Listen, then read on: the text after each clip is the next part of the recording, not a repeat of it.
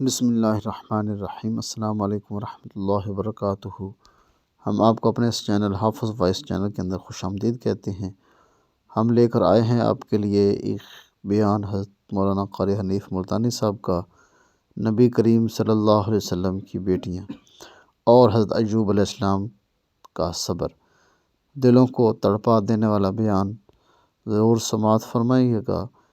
چلتے ہیں بیان کی طرف۔ بیان شروع کرنے سے پہلے ہمیشہ کی طرح ایک ریکویسٹ ہے کہ اگر آپ ہمارے اس چینل پہ نیو ہیں تو پلیز سبسکرائب کر دیں، لائک کر دیں، شیئر کر دیں، اچھا سا کمنٹ کر دیں۔ دیکھتے رہیے حافظ وائس چینل کو۔ شکریہ۔ ابھی موجود ہے اور سیدہ رقیہ رضی اللہ تعالی عنہا سے چھوٹی ہیں۔ اصل تو اتنی بات بڑی کافی، اور کچھ بھی نہ سنو نہ کوئی بتائے کہ پیغمبر کے نسب سے پیدا ہوئی، کوئی بادشاہ کی بیٹی، کوئی راجا کی بیٹی، کوئی وزیر کی بیٹی، کوئی گورنر کی بیٹی، کوئی سفیر کی بیٹی، کوئی ولی کی بیٹی، کوئی قطب کی بیٹی، کوئی ابدال کی بیٹی، کوئی اللہ والے کی بیٹی، سیدہ ام کلثوم امام الانبیاء کی بیٹی۔ بے شک بے شک۔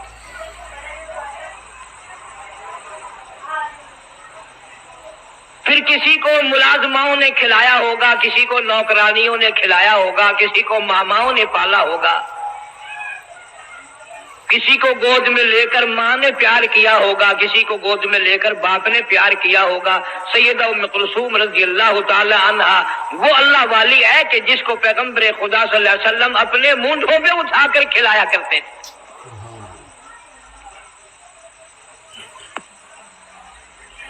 لاکھوں مرتبہ اپنی دھی کے ماتھے پر حضور کریم صلی اللہ علیہ وسلم نے بوسے دیے۔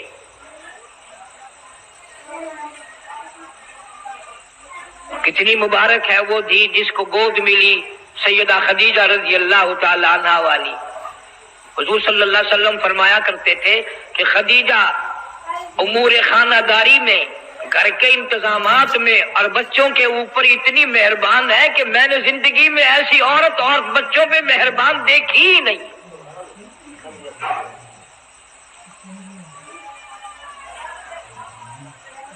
جناب سیدہ ام کلثوم رضی اللہ تعالی عنہا بڑی حسین، بڑی خوبصورت، سیرت کے اعتبار سے بڑی اعلیٰ درجے کی،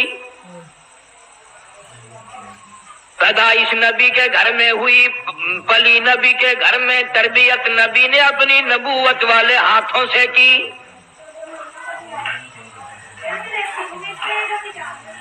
سیدہ خدیجہ رضی اللہ تعالی عنہا کا بہت جلد انتقال ہو گیا۔ اسی سال میں حضرت ابو طالب کا بھی انتقال ہو گیا۔ مدنی کریم صلی اللہ تعالی علیہ وسلم پر اتنی پریشانی آئی، اتنا بوجھ آیا، آپ نے اس سال کا نام عام رکھ دیا، غم کا سال نام رکھ دیا۔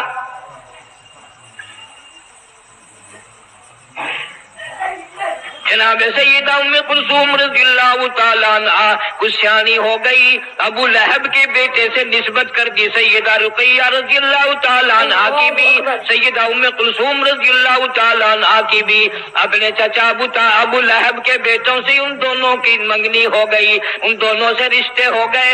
اعلان نبوت ہوا، وہ چچا جس نے نبی پاک صلی اللہ تعالیٰ علیہ وسلم کی پیدائش پہ باندیاں آزاد کی، لونڈیاں آزاد کی، مٹھائی تقسیم کی، سارے مکے میں ادھم مچایا، اور دنیا والوں میرے یتیم بھتیجے کو دیکھو، آج کی بات میرے گھر میں چراغ جلانے کی کوئی ضرورت نہیں۔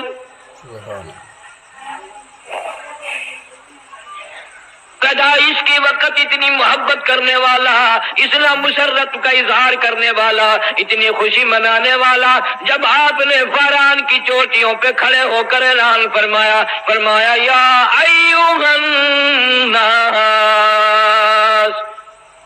او لوگو قولوا لا الہ الا اللہ محمد الرسول اللہ، او لوگوں کہو اللہ کے سوا کوئی عادت روا نہیں، مشکل کشا نہیں، بیمار کو تندرستی دینے والا کوئی نہیں، اولاد دینے والا کوئی نہیں، اجاڑنے والا کوئی نہیں، بسانے والا کوئی نہیں، بادشاہ بنانے والا کوئی نہیں، بادشاہ کو اٹھا کر پھانسی کے تختے پہ لٹکا دینے والا اس کے سوا کوئی نہیں۔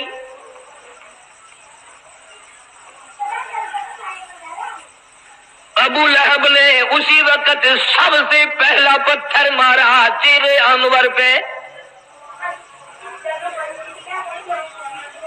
جناب مدنی کریم صلی اللہ تعالی علیہ وسلم سے اتنا ناراض ہوا، اتنا بگڑا، اتنا پریشان ہوا، اپنے بیٹوں کو کہنے لگا عتبہ اور عتیبہ کو، اگر تم نبی کی بیٹیوں سے شادیاں کرو گے میرا زندگی بھر کا تم سے میل جول ختم ہے، میں تمہاری ساتھ خطا کلامی کروں گا، میں تم سے بات بھی نہیں کروں گا. ہم ایک خدا کو نہیں مانتے، وہ ایک خدا کو ماننے والا، ہم 360 خدا کو ماننے والے، لہذا اگر تم میرے بیٹے ہو جاؤ نبی کی بیٹیوں کو طلاق دے کر آؤ.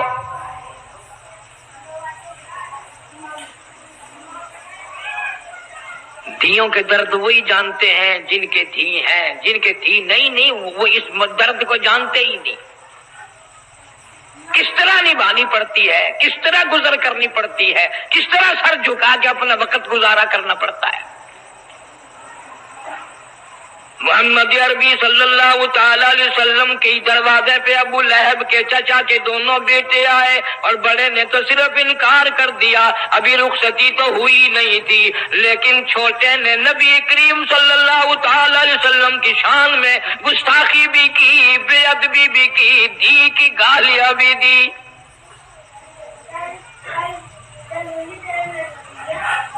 سارا جان قربان کر دوں محمد عربی صلی اللہ تعالی علیہ وسلم کی کریم ذات پہ، رحیم ذات پہ. قرآن کریم میں ہے حریص علیکم بالمؤمنین، اللہ علیکم بالمؤمنین رؤوف الرحیم.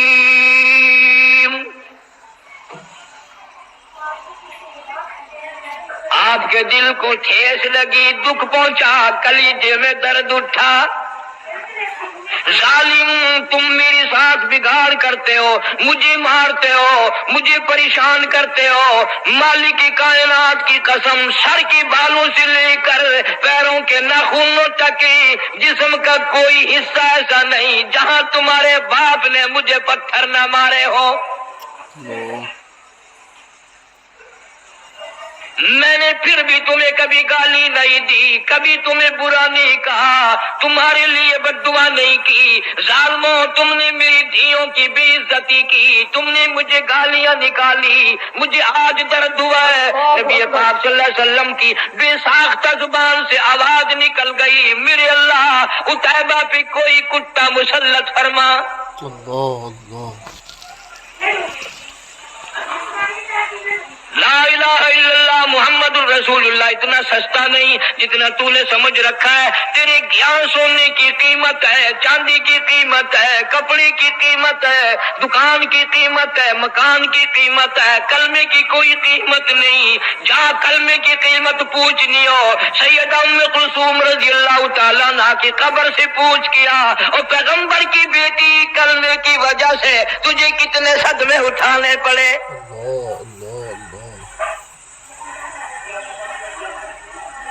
پر حد ہو گئی. اگر میں یوں کہوں گا کہ تم فتوے لگاؤ گے کہ وہ ہم سے پھر بھی اچھے نکلے. ابو لہب کو پتا چل گیا نبی پاک صلی اللہ تعالی علیہ وسلم نے میرے بچے کے لیے بد دعا کر دی. خود اس لڑکے کو بھی پتا چل گیا. ابو طالب بھی زندہ تھا. ابو طالب نے بلا کر کہہ دیا ابو لہب تو نے اپنے اوپر بھی اپنی اولاد پہ بھی ظلم کیا، یاد رکھ میرے بھتیجے کی بد دعا سے تو بچنے والا نہیں، بچ نہیں سکے گا. دونوں کو لرزہ طاری ہو گیا. نبی کی زبان کے سامنے، نبی کے فرمان کے سامنے کافر لرزہ کھا گیا. ان کو یقین ہے نبی کی زبان غلط نہیں ہو سکتی، نبی کا فرمان غلط نہیں ہو سکتا، نبی کا ارشاد غلط نہیں ہو سکتا. ابو لہب کافر کو بھی یقین ہے تو اتنا بڑا مسلمان ہے، حاجی ہے، نمازی ہے، غازی ہے، تو افسر بنا پھرتا ہے، تو ذمہ دار بنا پھرتا ہے، لیکن مالک کی کائنات کی قسم تجھے حضور کی زبان پہ یقین کوئی نہیں.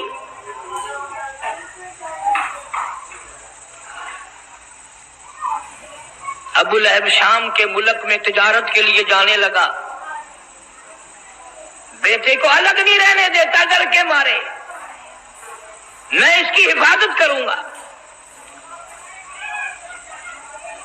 چلتے چلتے شام ہو گئی، راستے میں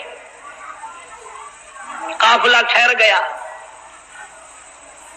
ابو لہب اتنا بڑا دشمن سارے قافلے کے لوگوں کو اکٹھا کر کے کہنے لگا، تمہیں معلوم ہے کہ اس مکے کے نبی نے میرے بچے کو بد دعا دے رکھی ہے، ہمیں ڈر بڑا ہے، سارے سامان کا ٹیلا سا بناؤ، سارا سامان تجارت کا اکٹھا کر کے کتیبہ بناؤ، میرے بچے کو اس کے اوپر سلاؤ، چاروں طرف خود سو جاؤ تاکہ حفاظت ہو جائے۔ اسے یہ معلوم نہ تھا کس گھر کے ساتھ گستاخی کی ہے، کس گھر کی بے ادبی کی ہے، کس گھر کے ساتھ بے حرمتی کی ہے۔ اللہ پاک جل شانہ نے جنگل کے شیر کو آواز لگا دی، اور جنگل کے شیر میرے محبوب کے دشمن کو ختم کرنا تیری ذمہ داری۔ کن لوگوں کی میں بات کر رہا ہوں؟ انما یرید اللہ لِيُذْهِبَ عَنكُمُ الرِّجْسَ أَهْلَ الْبَيْتِ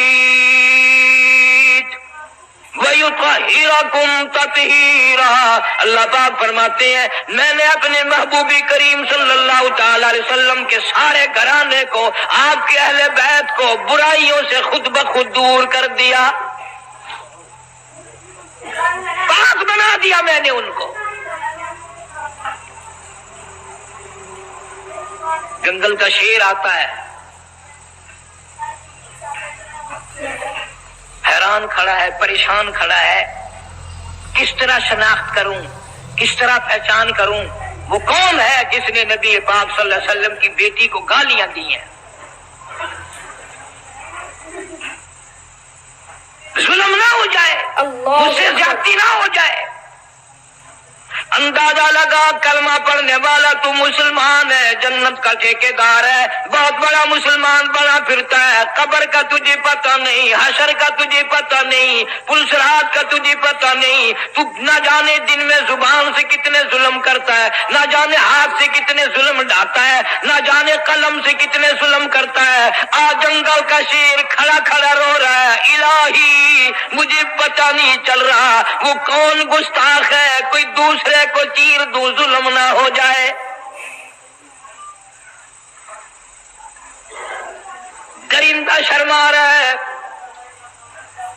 چیر پھاڑ کر کھانے والا جانور شرما رہا ہے، جنگل کا شیر شرما رہا ہے۔ تو حاجی ہو کر، عالم ہو کر، مسلمان بن کر دوسرے پہ زیادتی کرتے ہوئے تو قبر میں تو چلا گیا پر شرمایا کبھی نہیں۔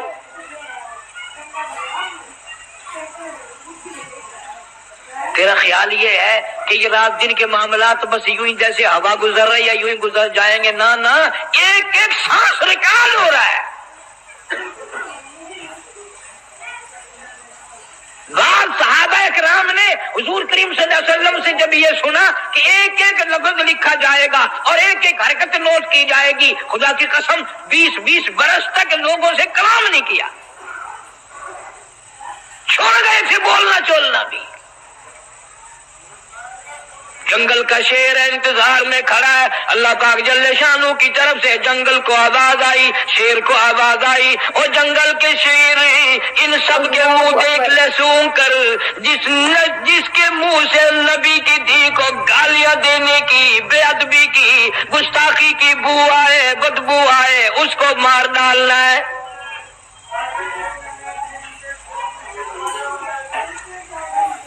اسے اتنا شعور ہے زیادتی نہ ہو جائے، سب کے منہ سونگتا پھرتا ہے،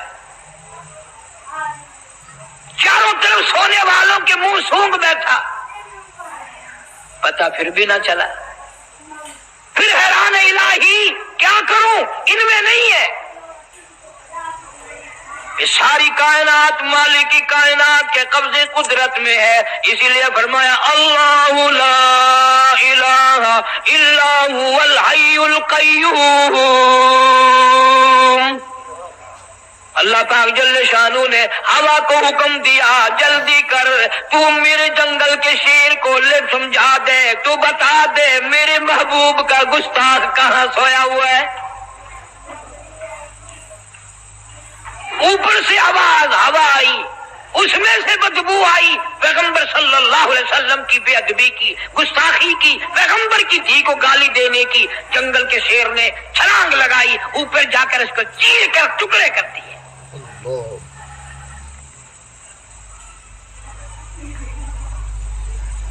اللہ پاک تجھے مدینے پاک کی زیارت نصیب فرمائے۔ نبی پاک صلی اللہ تعالی علیہ وسلم کے گنبد خضرا پہ جا اور وہاں جا کر پوچھ کیا، کالی کملی والے تیرا اس لا الہ الا اللہ محمد الرسول اللہ پہ کیا خرچ ہوا ہے؟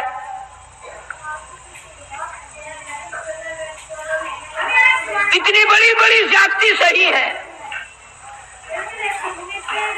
پھر بھی بات نہ آئے۔ مکے والوں نے مشورہ کر کے شعب ابی طالب میں 3 برس تک قید کر دیا۔ مسلمان مرد اور صحابہ کرام صحابیات تمام کی تمام درے میں بند ہیں، کھانے کو نہیں، پینے کو نہیں، جھاڑیوں کی پتی بھی نہیں۔ حدیث پاک میں ارشاد ہے، حضور صلی اللہ علیہ وسلم فرماتے ہیں کئی مرتبہ ایسا موقع آیا کہ سیدہ ام کلثوم رضی اللہ تعالیٰ عنہ اور سیدہ فاطمہ الزہرا رضی اللہ تعالیٰ عنہ بھوک اور پیاس کی وجہ سے اتنی بلبلا تڑپ تڑپ کے روتی تھی، سیدہ خدیجہ کا بھی کلیجہ نکلنے کو ہو جاتا تھا۔ روئے ہیں محمد عربی صلی اللہ علیہ وسلم بھی اپنی معصوم بچیوں کو، ان ننھی منی کلیوں کو دیکھ دیکھ کر رویا کرتے تھے۔ کوئی قتل قتال کا جھگڑا نہیں، کوئی لین دین کا جھگڑا نہیں، جھگڑا صرف یہ ہے کہ یہ ایک اللہ کو کیوں مانتے ہیں، سارا نظام ایک اللہ کے بارے میں کیوں کہتے ہیں کہ وہی چلاتا ہے۔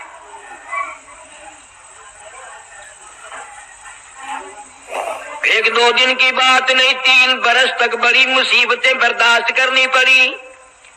مول بھی آتا کوئی نہیں دیتا، پانی مول کوئی نہیں دیتا، درختوں کی پتے بھی ملنے بند ہو گئے۔ امام الانبیاء محبوب کبریا حضرت محمد مصطفیٰ صلی اللہ تعالی علیہ وسلم فرماتے ہیں میں نے اپنی بچیوں کو دیکھا، وہ بھی بیٹھی رو رہی ہیں، سیدہ خدیجہ رضی اللہ تعالیٰ عنہا بھی رو رہی ہیں۔ میں نے ان سب پوچھا ان سب سے رونے کا، سیدہ خدیجہ کی بھی آواز نہ نکل سکی اور کہنے لگی کالی کملی والے بڑی مکے کی میں دولت مند عورت تھی، میں مشہور تاجرہ تھی، بڑا مال تھا، بڑا کاروبار تھا، بڑا دھندا تھا، بڑا روپیہ پیسہ تھا، بڑا سونا چاندی تھا، پر مجھے کوئی پشیمانی نہیں، خوش ہوں، تمام کا تمام میرا لا الہ الا اللہ محمد الرسول اللہ پہ خرچ ہو گیا۔ آج حالت یہ ہے میں ان ننھے منھے بچیوں کو بھوکا دیکھ رہی ہوں، پیاسی دیکھ رہی ہوں، ان کی آواز تک نکلنی روتی روتی بند ہو گئی۔ میں آخر ماں ہوں، کس طرح برداشت کروں؟ آپ کوئی دعا فرمائے۔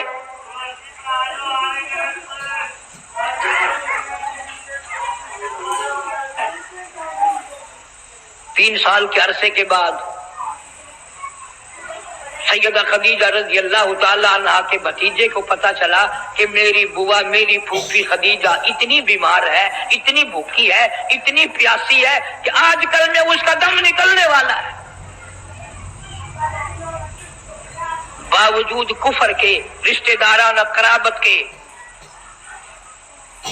مدنی کریم صلی اللہ علیہ وسلم نے روتے ہوئے فرمایا اور مکے والوں چلو ہمارا تمہارا توحید باری تعالیٰ میں جھگڑا ہے، کلمے کی وجہ سے جھگڑا ہے، لیکن یہ ہمارے بچے، یہ ہماری بچیاں، تم قریش کے خاندان کے ہو، عرب کے باشندے ہو، تم تو فخر کیا کرتے تھے مہمان نوازی پہ، ان بچوں کو تڑپتے ہوئے دیکھ کر مذاق کرتے ہو۔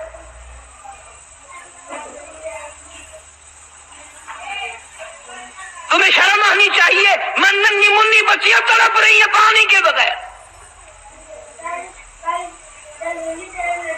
سیدہ خدیجہ رضی اللہ تعالیٰ عنہ کا بھتیجا تھوڑا سا کھانا لے کر آنے لگا، اتفاق سے ابو جہل کی نظر پور میں جا کے کہنے لگا سرین خلاف ورزی ہو رہی ہے، مسلمانوں کے پاس کھانے پینے کی کوئی چیز نہیں جانے دی جائے گی۔ خدیجہ کا رضی اللہ تعالیٰ عنہ کا بھتیجا کہنے لگا میں سب کے لیے نہیں، میری پھوپھی بڑی بیمار ہے، میری پھوپھی کی بیٹیاں بڑی بیمار ہے، سیدہ ام کلثوم کا کئی دل کا فاقہ ہے، سیدہ فاطمہ الزہرا رضی اللہ تعالیٰ عنہا کا کئی دل کا فاقہ ہے، میری بوا کی دھیے بھوک سے مر رہی ہیں، پیاس سے مر رہی ہیں، میں تو صرف ان کے لیے لے کے چلا ہوں۔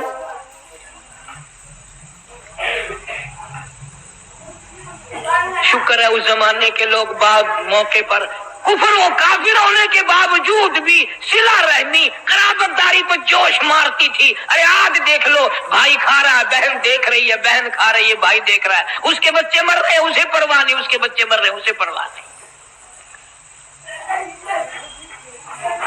ابو جہل نے اپنا قبیلہ بلا لیا، ادھر سے کہ دوسرا آدمی آیا، اس نے بھی اپنا قبیلہ بلا لیا۔ ابو جہل کہنے لگا ہرگز نہیں جا سکے گا، کھانے کا لقمہ تو کیا پانی کی بوند نہیں مسلمانوں کے پاس جا سکے گی۔ اسے غصہ آیا، اس نے اونٹ کی ہڈی اٹھا کر ابو جہل کے سر میں دے ماری۔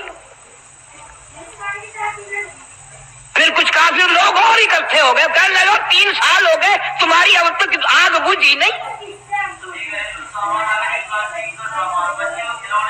ایک نہیں دو نہیں سینکڑوں بچے صحابیات کی گود میں تھے، اتنے ننھے ننھے بچے، چاند جیسی شکل والے بچے۔ جب ماں کو کھانا نہ ملا، پینا نہ ملا، درختوں کی پتے بھی نہ ملے، چاند جیسی شکلوں والے بچے اپنی ماں کی گود میں تڑپ تڑپ کر، ایلیاں رگڑ رگڑ کر، اتنی لمبی لمبی زبان نکال نکال کر ماں کی گود میں دم توڑ رہے ہیں۔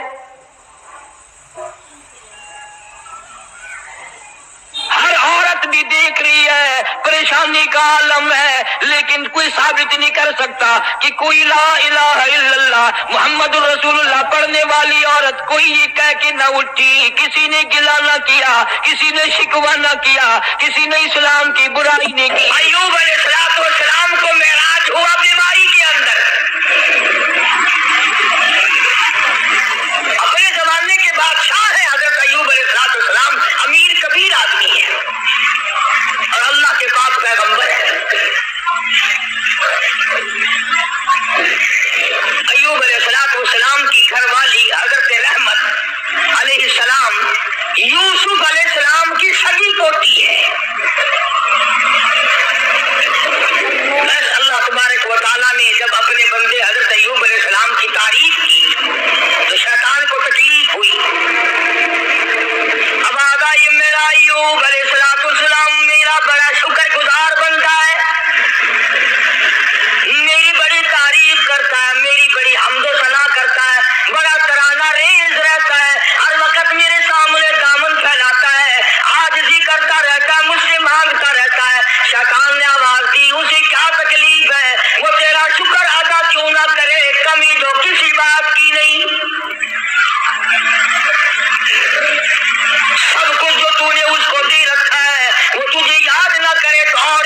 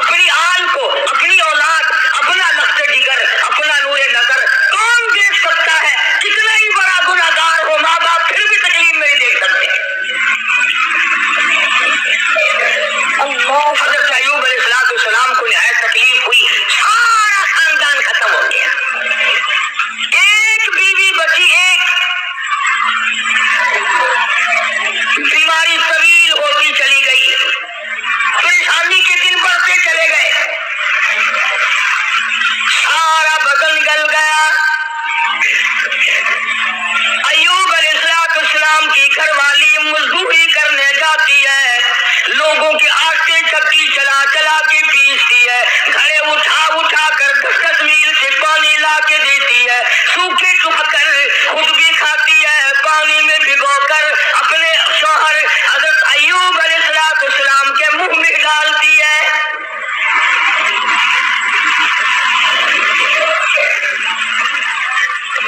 شیطان نے ان گھروں میں جا کے بھی بتلایا اس کے خامن کو کوڑ لگا ہوا ہے، وہ کوڑ کے مرض میں مبتلا ہے، یہ اس کو ہاتھ لگاتی ہے، اس کو کھانا کھلاتی ہے، اس کو پانی پلاتی ہے، تمہارے برتنوں کو آ کے ہاتھ لگاتی ہے، تم سب کوڑی ہو جاؤ گے۔ یہ 10 میل کا ماہی سفر کر کے جاتی ہے، آگے سے اور سے دھکا دے کر باہر نکال دیتی ہے۔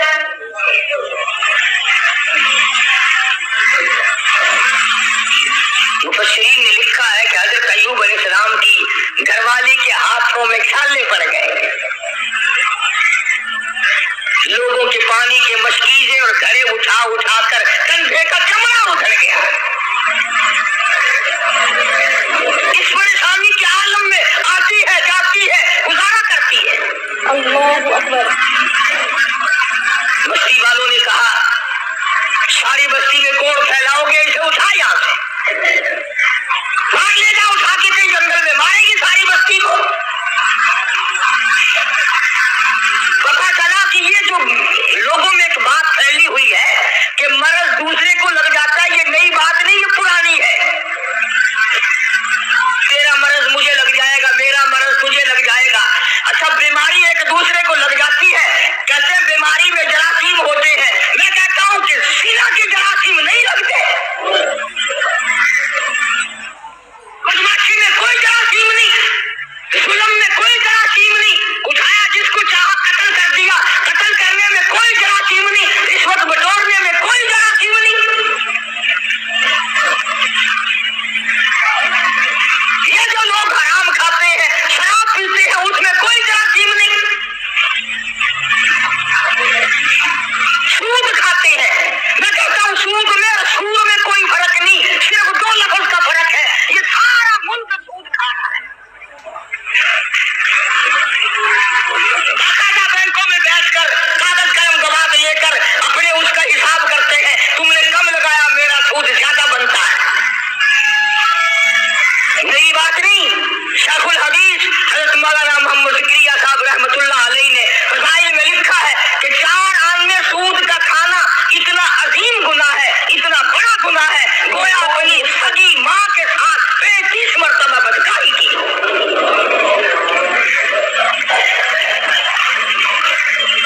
کبھی تم نے غور نہیں کیا کہ یہ آخر اس قدر بدامنی کیوں ہے، بے برکتی کیوں ہے، رحمت نہیں، سکون نہیں، تمام چیزیں ختم ہو گئی کیوں ہے؟ اور جب ہماری خوراک سود ہو گئی، حرام ہو گیا، بیوی بچوں کو ہم حرام کھلاتے ہیں، پھر سکون کہاں سے آیا؟ اور اسے حرام نہیں سمجھتے۔ اب ایک بات میرے ذہن میں آ رہی ہے، تمہیں بری لگے گی، یہ لکھے پڑھے لوگ کہتے ہیں کہ جی دیکھو مکان کا کرایہ علماء کہتے ہیں جائز ہے، دکان کا کرایہ کھانا جائز ہے، پلاٹ کا کرایہ کھانا جائز ہے، زمین کا کرایہ کھانا جائز ہے، گھوڑے پہ کرایہ کماؤ کھانا جائز، اونٹ پہ بھاڑا کرایہ کماؤ جائز، لاری پہ کرایہ کما کے کھاؤ، کار ٹیکسی ہوائی جہاز میں کما کے کھاؤ جائز۔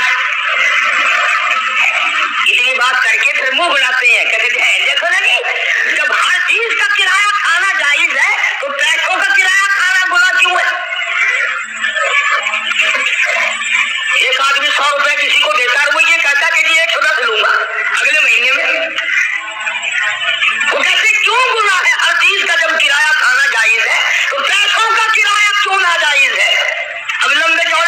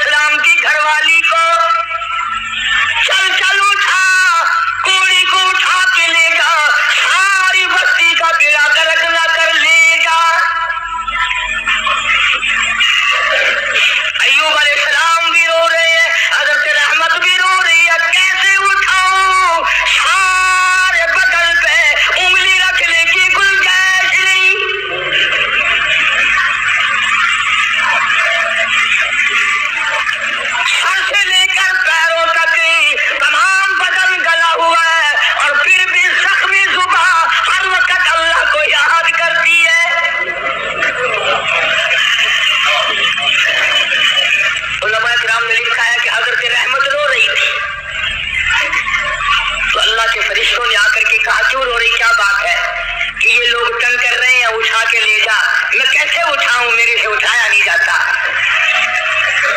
فرمایا آج تم بھی یہ لسٹ یاد کر کے لے جاؤ. پیروں کے وظیفوں پہ تمہارا یقین ہے, قاری حنیف کے وظیفے پہ تھوڑا یقین آئے گا. فرشتوں نے بتایا کہ لا حول ولا قوت الا باللہ العلی العظیم پڑھ کے اٹھا سکے گی. حضرت رحمت کے دل میں تھوڑا سا یقین آیا, پھر ذرا ڈھیلی تھی. وہ فرشتے کہنے لگے اللہ کا عرش عظیم, اللہ کا عرش عظیم. فرشتے اٹھانے لگے تو نہیں اٹھا سکتے تھے. آواز آئی لا حول ولا قوت الا باللہ پڑھو. جب انہوں نے یہ پڑھا تو عرش عظیم اٹھا لیا. تو حضرت رحمت نے لا حول ولا قوت الا باللہ العلی العظیم پڑھا تو اٹھا لیا. کیونکہ عوام میں یہ لا حول ولا قوت جب پڑھا جاتا ہے, جب کوئی بری گل ہو یار رہن دے ولا حول ولا قوت الا باللہ العلی العظیم, وہ کہتے ہیں یہ کوئی تسبیح ہو رہی ہے. حالانکہ یہ عرش عظیم اٹھا کر جو کندھوں پہ فرشتے کھڑے ہوئے ہیں یہ ان کی تسبیح ہے. تو حضرت رحمت نے اٹھا لیا اور باہر جنگل میں لا کے رکھ لیا. تانے لائی کہیں سے ڈھونڈ کر جھوپڑا تھا. یہ تھے حضرت مولانا قاری حنیف ملتانی صاحب جو آپ کے سامنے خطاب فرما رہے تھے, نبی کریم صلی اللہ علیہ وسلم کی بیٹیوں کا تذکرہ فرما رہے تھے اور ساتھ حضرت ایوب علیہ السلام کا صبر. اور اگر آپ کو ہماری یہ ویڈیو یہ ہماری کاوش اچھی لگے تو پلیز سبسکرائب کر دیجیے گا, لائک کر دیجیے گا, شیئر کر دیں. ملتے ہیں پھر ایک نئی ویڈیو کے ساتھ, تب تک کے لیے اجازت دیجیے. اللہ حافظ. السلام علیکم.